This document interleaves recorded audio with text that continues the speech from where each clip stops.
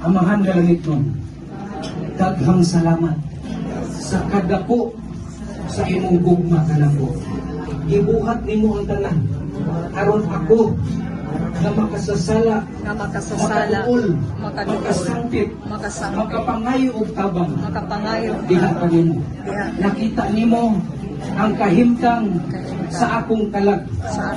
Imong gialaw sa mga kalisdanan aron mo sampit ako kanimo.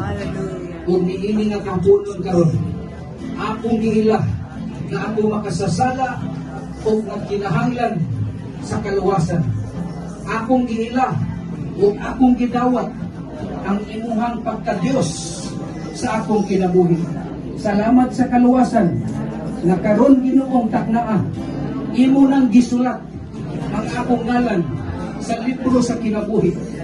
Na kung tanus aman ang imong panahon sa pagbalik diri sa kalibutan, andam ako musugat kanimo. Salamat kayo na naagay mas dakong pagkagat sa akong kalag kaysa sa ubang butang sa akong kinabuhi. Ako kang dawaton na akong Diyos o manluluwas sa akong kinabuhi. Sukad karon, ikaw na ang tag-iya sa akong kinabuhi. Iyahi ko unsay akong buhaton aron mapahimutan kanako sa akong kinabuhi.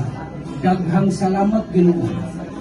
Kanimo na ang akong kalag, akong espiritu, ug akong lawas.